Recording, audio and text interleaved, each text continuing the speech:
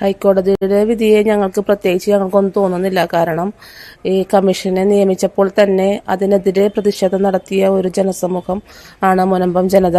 അതുകൊണ്ട് തന്നെ ഇങ്ങനെയൊക്കെ സംഭവിക്കുമെന്ന് ഞങ്ങൾക്ക് ഉറപ്പുണ്ടായിരുന്നു.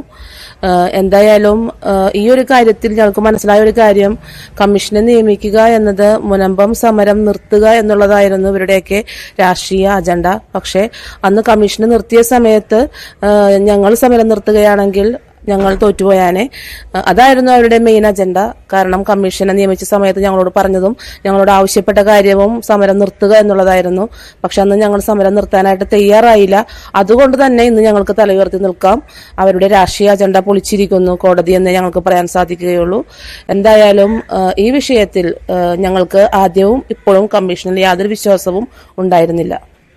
ഇന്ന് ഡൽഹിയിൽ ഗവൺമെന്റിനെതിരെ മുസ്ലിം സംഘടനകൾ ഒരു പ്രകടനമൊക്കെ നടത്തി, അതിനെപ്പറ്റി പറഞ്ഞിരുന്നു.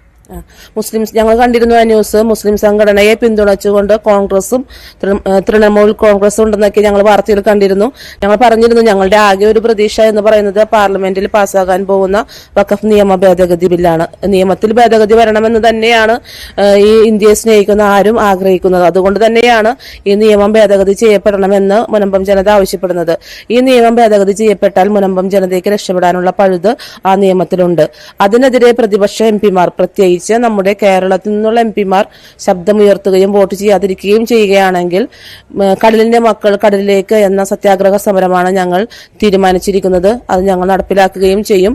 അതിന്റെ ഡേറ്റ് ഞങ്ങൾ തീരുമാനിച്ചിട്ടില്ല. പാർലമെന്റിൽ വഖഫ് നിയമ ഭേദഗതി എടുക്കുമ്പോൾ പ്രതിപക്ഷ എംപിമാർ എതിർത്താൽ തീർച്ചയായും കടലിന്റെ മക്കൾ കടലിലേക്കായിരിക്കും.